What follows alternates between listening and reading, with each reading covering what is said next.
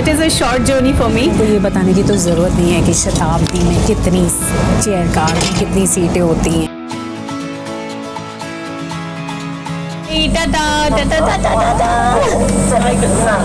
Bye तो करो।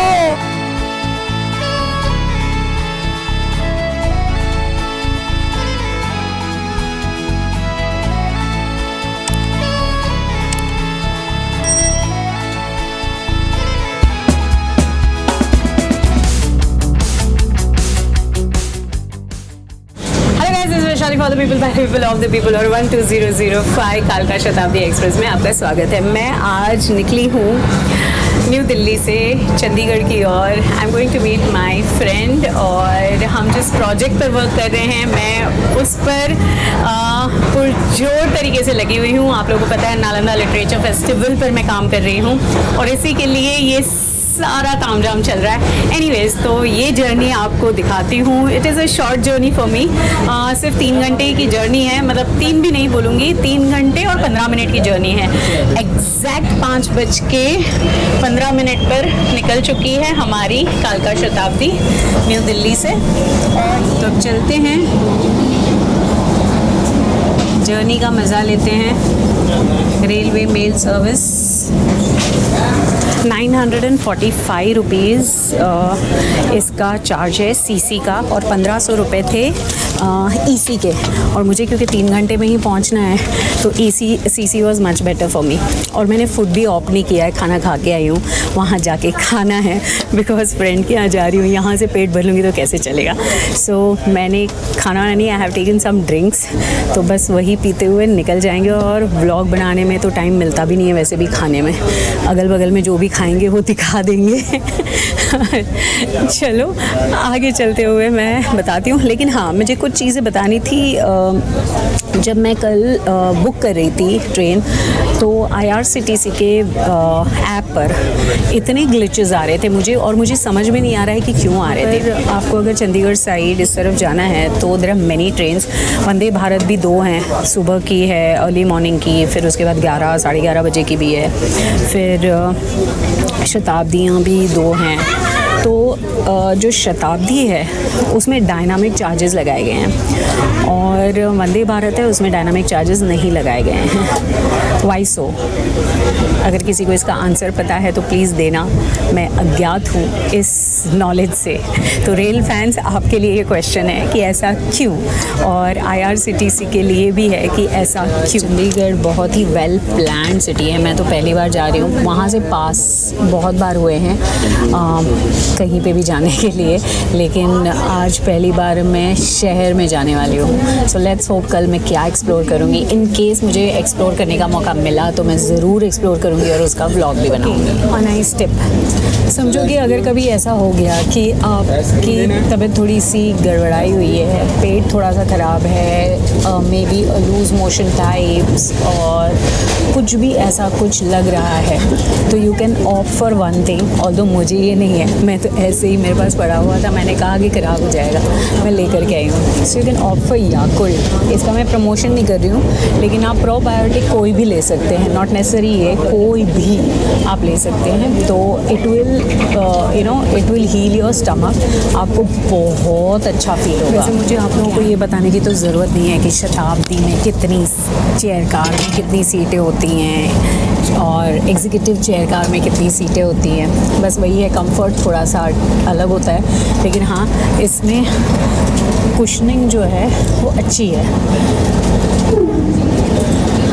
जैसे हम नॉर्मली शताब्दी में जाते हैं, शताब्दी का कलर ऐसा ही होता है, इसके जो फैब्रिक के टेक्सचर होते हैं वो भी सिमिलर ग्रीन में होते हैं।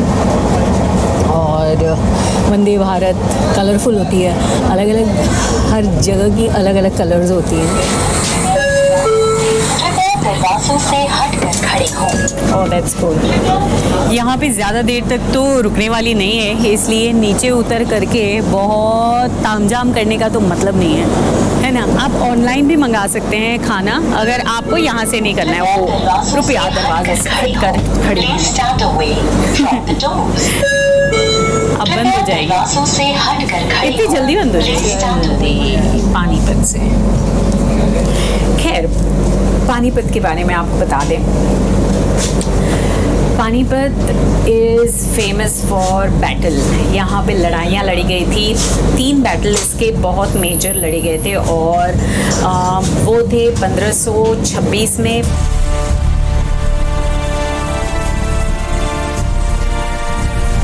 1556 में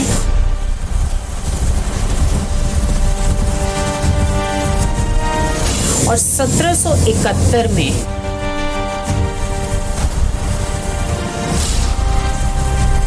यहाँ पर लड़ाई हुई थी। उसके अलावा Panipat is famous for weavers. यहाँ पर कारपेट, दरी, ये सारा बनता है और बहुत ही उम्दा क्वालिटी का बनता है।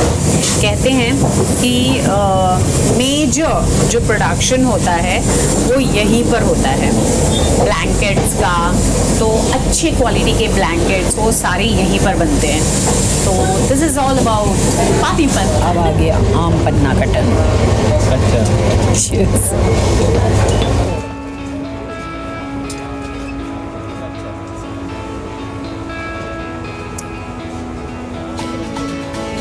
कर्मण्येवाधिकारस्ते मा फलेषु कदाचन। जी हाँ, गीता के वो वर्स जो कृष्ण ने अर्जुन को सुनाए थे। कर्मण्येवाधिकारस्ते मा फलेषु कदाचन। और यही सारे वर्स जो हैं गीता के कुरुक्षेत्र में सुनाए थे। ज्योतिसार जगह है जहाँ पर कहते हैं कि गीता का ज्ञान अर्जुन को दिया गया था कृष्ण के द्वारा। और इसका मतलब ये है कि कर्म कर, फल की इच्छा मत कर। हम जो करते हैं वो अपने मन के लिए, अपने लिए करते हैं, लेकिन उसके फल मिलेंगे ये ज़रूरी नहीं है। इसी तो कौन नहीं जानता। यदा यदा ही धर्मस्य ग्लानिर्भवति भारत। यदा यदा हि धर्मस्य ग्लानिर्भवति भारत। अभ्युत्थानं धर्मस्य तदात्मानं सृजाम्यहम्। अभ्युत्थानम धर्मस्य तदात्मानं सृजाम्यहम्। परित्राणाय साधूनां विनाशाय च दुष्कृताम्। परित्राणाय साधूनां विनाशाय च दुष्कृताम्। धर्म संस्थापनार्थाय संभवामि युगे युगे। है ना। ये कृष्ण ने अर्जुन से तब कहा था, उसने कहा था जब जब गलत होगा तब तब मैं प्रकट होऊंगा। और कौरवों और पांडवों में जब ये युद्ध हुआ था महाभारत का, तो वो इसी जगह पर हुआ था। और ये जगह है कुरुक्षेत्र, जो 7:09 को आती है अपनी कालका शताब्दी में। बाय से bye bye bye tata. Bye bye सिर्फ हम बाहर करेंगे, ट्रेन को करेंगे। Bye bye bye.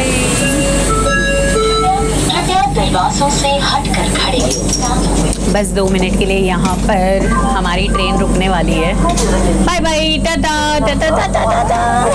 यदा यदा ही धर्मस्य ग्लानिर्भवति भारत अभ्युत्थानं धर्मस्य तदात्मानं सृजाम्यहम्। परित्राणाय साधूनां विनाशाय च दुष्कृतां। धर्म संस्थापनार्थाय संभवामि युगे युगे।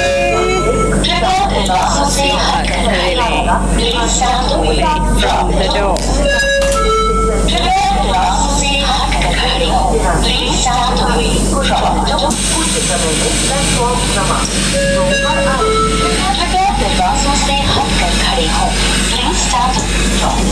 धर्म और अधर्म के बीच का फासला क्या होता है वो हमें जानना बहुत ज़रूरी होता है।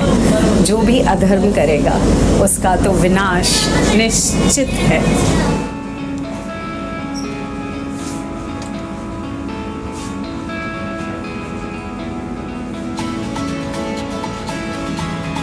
अच्छा स्टेशन मिल जाए।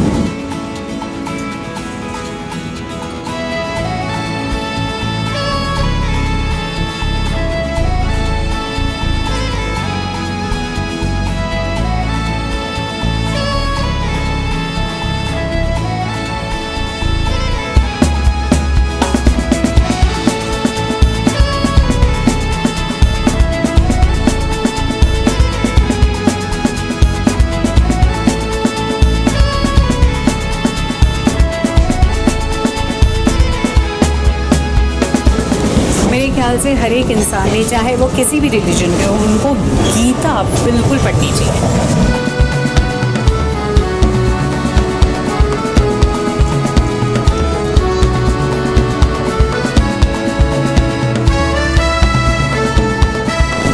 कृष्ण ये भी कहते हैं गीता में कि जो कुछ भी हुआ वो अच्छे के लिए हुआ, जो कुछ भी हो रहा है वो अच्छे के लिए हो रहा है, और जो कुछ भी होगा वो भी अच्छे के लिए होगा। सो इसलिए हम जब भी कुछ भी सोचें, यही सोच के कहें कि जो कुछ भी हुआ, चाहे वो हमें फीलिंग हो रही हो कि वो बुरा हुआ, लेकिन वो शायद कुछ और ज़्यादा बुरा होने से बेहतर था, इसलिए उसे अच्छा ही मानना चाहिए हमने। देखो ट्रेन भी आ गई, कितना पॉजिटिव है। तो सकारात्मक विचार हमें कहीं ना कहीं सकारात्मक एनर्जी को बुला लेते हैं, और बेसिकली सकारात्मक विचार से ही हमारे इर्द गिर्द भी सारे वाइब्स भी सारे सकारात्मक होते हैं। So I believe that when you think positive, automatically the cosmic energy will divert all the positive energy towards you.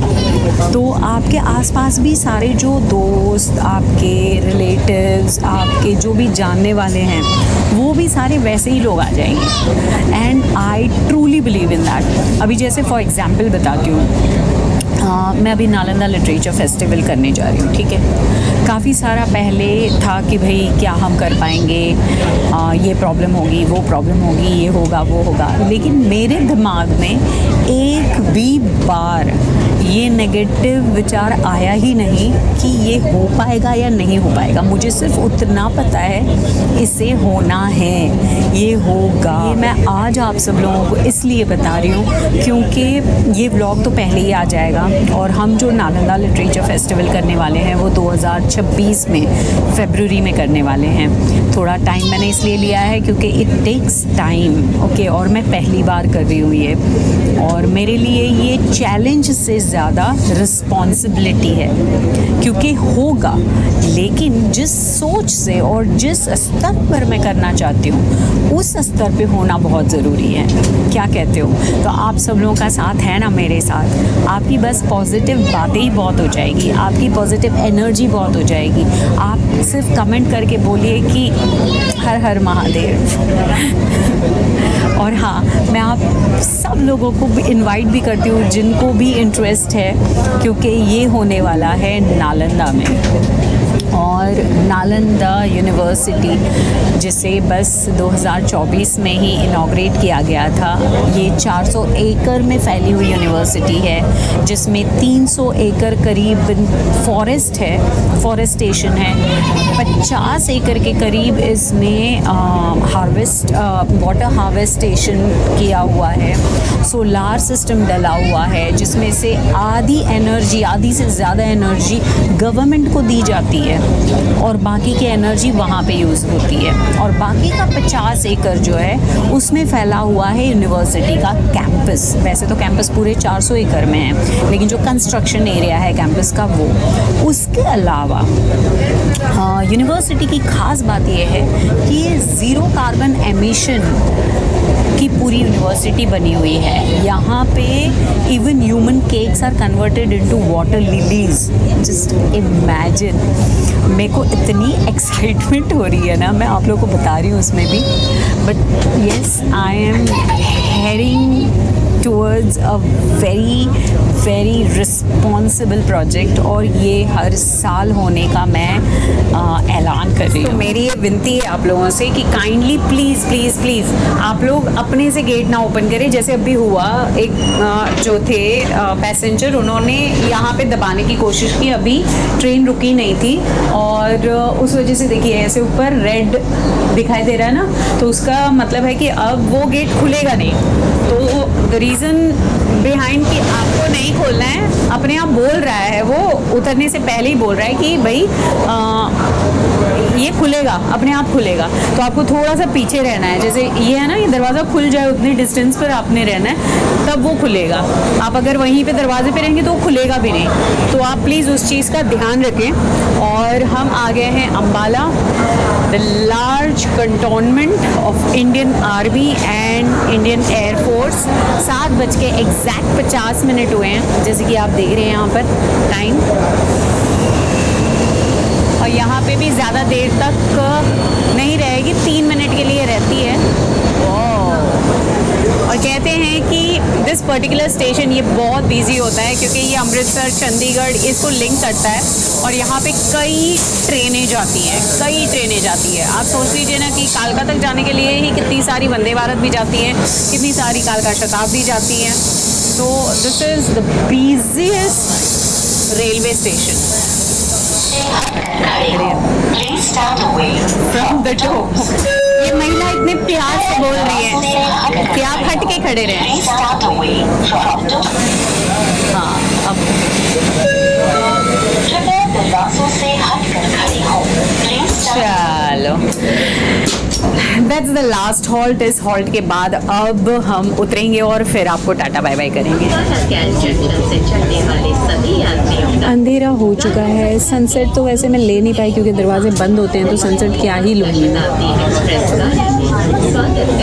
बस अम्बाला कैंट जंक्शन को हम टाटा बाय बाय करते हैं। The most busiest railway station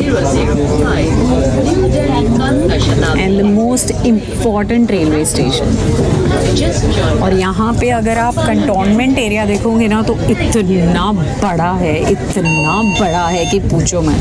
since army का और क्या बोलते हैं इंडियन एयरफोर्स का दोनों का है। और कहते हैं कि यहाँ पे कंटोनमेंट इस्टेब्लिश हुआ 1857 से। हाउसकीपिंग की सेवाएं प्रदान की गई हैं। इस ट्रेन के सभी आरक्षित डिब्बों में ऑनबोर्ड हाउसकीपिंग स्टाफ उपलब्ध हैं।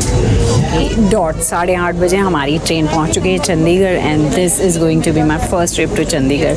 लेट्स होप अगर मैं कहीं सच में घूमने गई तो मैं व्लॉग बनाऊंगी, नहीं तो टाटा बाय बाय करूंगी। अभी यहाँ पे 7 मिनट के लिए रुकती है। सो अब मैंने जाना है 1 नंबर प्लेटफॉर्म से बाहर निकलना है। This is my first experience to Chandigarh.